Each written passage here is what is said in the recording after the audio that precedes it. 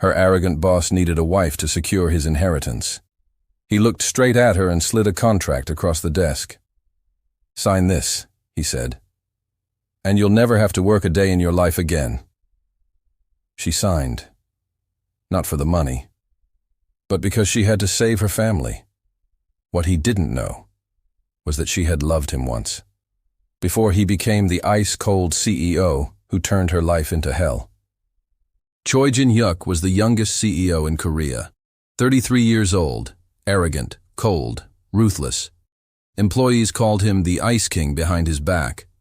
Shin Yoon-ji was his executive secretary for 3 years, 29 years old, overworked, surviving on coffee and spite. She hated him with every fiber of her being, but she needed this job desperately. Mother had cancer. Medical bills were crushing. Little brother was in college. Father passed away 2 years ago, leaving debts.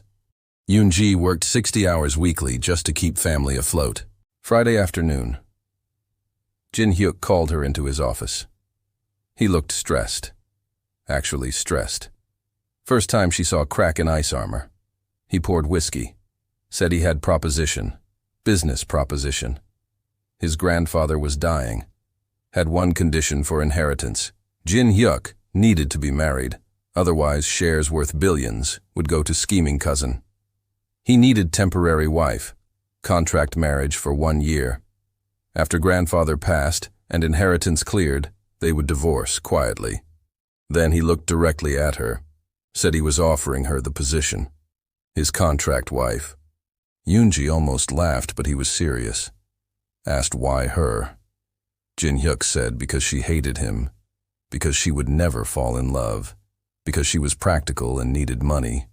Because after contract ended she could walk away clean. No messy feelings. Just business. He slid contract across desk. 1-year term. Separate bedrooms. No physical intimacy required. Financial compensation. $1 million upon completion.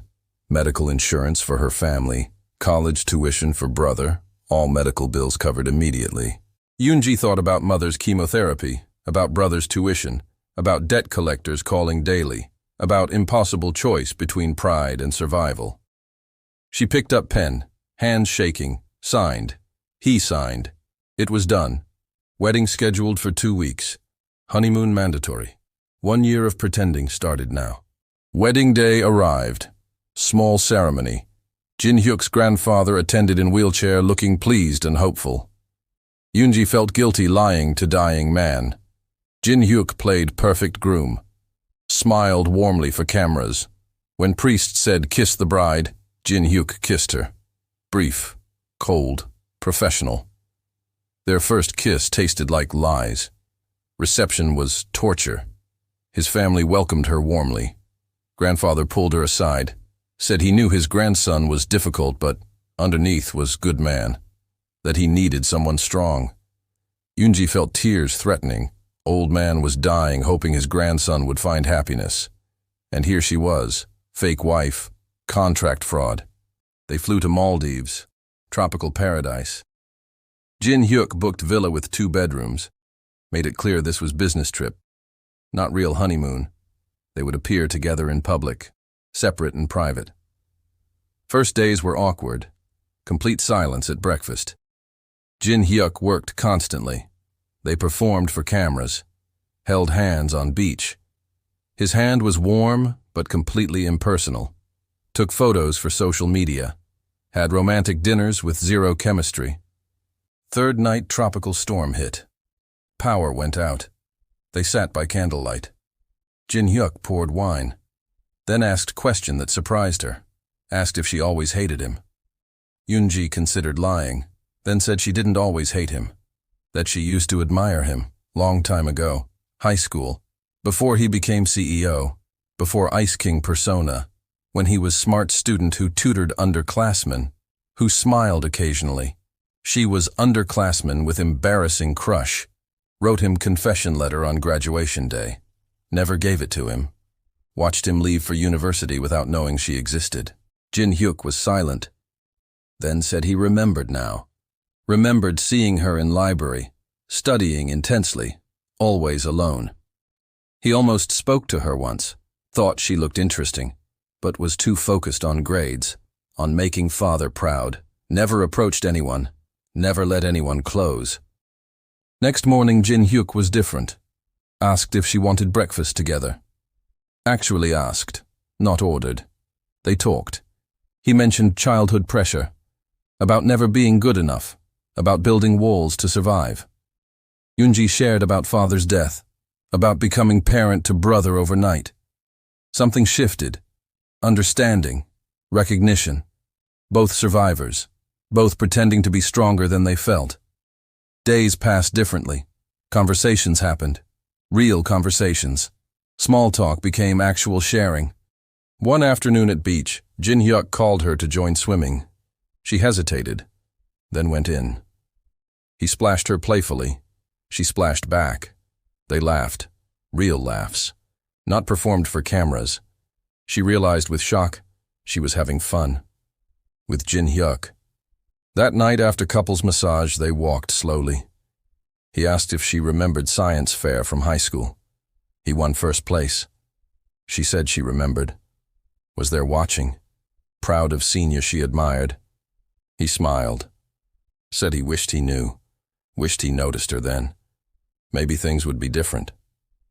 Flight home was quiet, both processing what changed.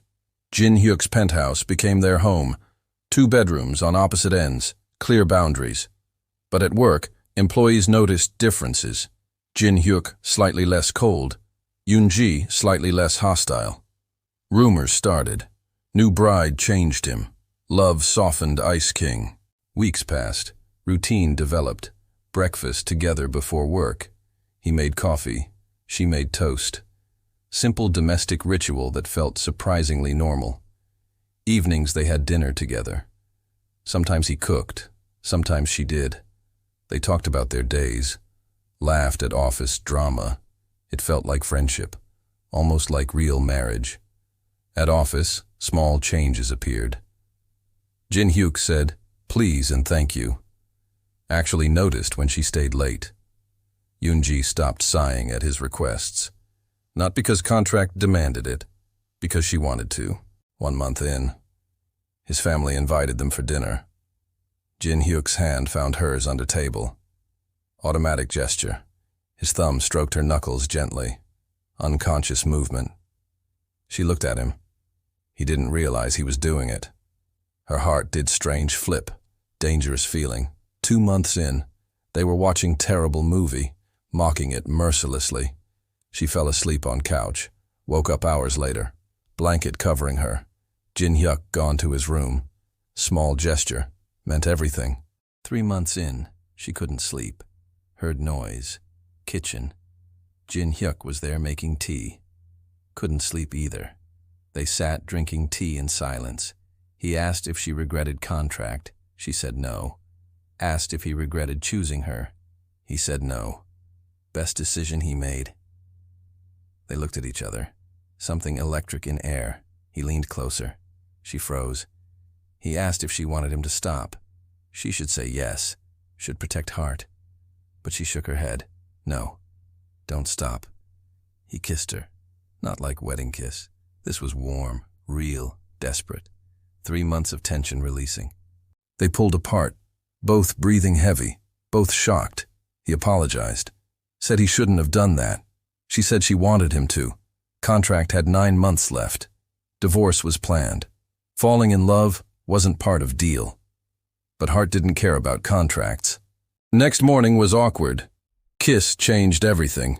Made pretending impossible. At office they were overly formal. Employees noticed. Jin Hyuk was distant, cold again, reverting to old version. She wondered if he regretted kiss. Week passed in tension. They stopped having meals together. Both avoiding. At work, Jin Hyuk was harsh. Criticized her work unnecessarily. Returned to Ice King completely. Yoonji felt old hatred returning. Except she already loved him. Other version. Real version. One he was hiding now. Friday night.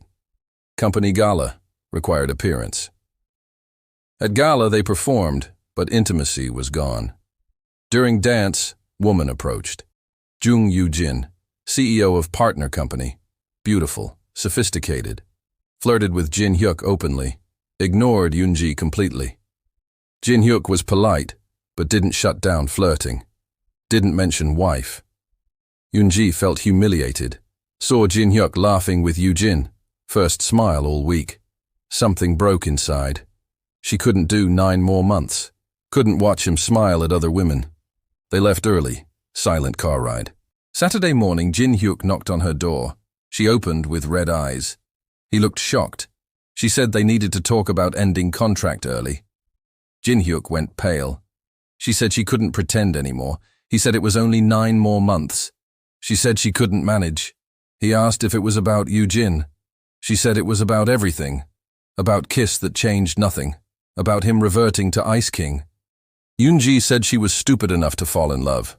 Again. With same man who didn't see her. Jin Hyuk stared. Said she couldn't be in love with him. She said people change. Feelings change. Unfortunately, hers changed. His didn't. He said he never promised love. She agreed. Said that was on her. For hoping kiss meant something. He flinched. Said kiss did mean something. But it was complicated. She said she was tired of complications. Tired of mixed signals. Jin Hyuk exploded. Said she was not just employee. Not just contract. She was person he thought about constantly. Person who made cold penthouse feel like home. Person who terrified him because she made him feel things he swore never to feel again. His father taught him feelings were weakness, so he built walls, became Ice King. Then she came and he was falling. Despite knowing this was temporary. He pulled away because he was scared. What happened when contract ended? When she left? Better to survive. She said he was idiot. That distance didn't protect anyone, just hurt both of them. Then his phone rang. Emergency. Grandfather collapsed. Hospital. They rushed there. Grandfather in ICU. Heart attack. Hours passed. Finally stable but weak. Wanted to see them together. They went in. Old man smiled weakly. Said he wanted to tell them something. That he knew about contract. About fake marriage. Had known from beginning. He saw contract papers. Read terms. Jin Hyuk started to apologize. Grandfather stopped him. Said he wasn't angry. Contract brought them together. Created opportunity. Watching them past months, he saw something real developing. Saw grandson smiling again. 2 people finding each other. He was changing will. Jin Hyuk would get inheritance regardless of marriage, but hoped grandson would choose to stay married anyway. Not for money, but because he found someone worth keeping, someone who saw past Ice King to real person. Thanked Yoon-ji for bringing grandson back to life, wanted them to promise to be honest with each other, about feelings, about what they really wanted. Life was too short for pretending. They promised. Contract was void now, inheritance secured. They could divorce, walk away clean, or choose to stay. Real decision. They went home in silence. Jin Hyuk said they needed to talk. Really talk. No contract, just truth. Jin Hyuk spoke first, said grandfather was right. He built walls after father died. Father was harsh. Love was conditional. Jin Hyuk learned emotions were weakness. Became Ice King to survive. Then Yoon-ji appeared twice, first in high school. Cute underclassman he noticed but was too scared to approach. Second as secretary. He noticed again but armor was too thick. Treated her terribly because that was safe. Contract forced change. Forced him to see her. He started falling during honeymoon. Kiss was surrender. But immediately regretted showing weakness. So retreated. Seeing her cry broke something. Made him realize surviving wasn't living. He wanted actually living. With her, if she'd have him. Eunji shared her truth. About high school crush. About confession letter never delivered. About hating him later. About honeymoon changing everything. About falling again harder. About distance breaking heart. She said she loved him. Fully, completely. Both versions. Ice King and real man. All of him. But needed real answer. Could he love her back? Jin Hyuk took her hands, looked into her eyes, said he loved her, completely. Probably loved her since high school. Definitely now. So much it terrified him. That terror made him retreat. But loving her was unavoidable, inevitable. He wanted real marriage, real partnership, real love, real life together. If she wanted same. She said yes, through tears. Yes to everything. They kissed. This was promise, commitment, beginning. They held each other, both crying, both laughing. Truth was out. No more pretending. Just two people choosing each other. 3 months later, grandfather passed peacefully. Jin Hyuk inherited company, kept Yoonji by his side as VP of operations, promoted on merit. Employees were happy. Ice King was warmer. Love changed everything. 6 months later, Jin Hyuk took Yoonji back to Maldives. Same resort, same villa, different intentions, no contract, just love. On beach where they first laughed together, he knelt, offered real ring, asked if she'd marry him again. For real this time. Real vows, real forever. She said yes. They married again. Small ceremony. Just family and friends. His mother cried happy tears, said she knew from beginning they were perfect for each other. This time vows were real, promises genuine. When priest said kiss the bride, Jin Hyuk kissed her like he meant it. Because he did. This was real. This was forever. They danced under stars. He whispered he loved her. She whispered back. They laughed, remembering first wedding, first kiss. All the firsts built on contract, but leading to this. To real love. To real marriage. Because best love stories weren't about perfect meetings. They were about second chances. About contracts becoming real. About Ice Kings melting. About two people finding each other twice. Choosing each other permanently.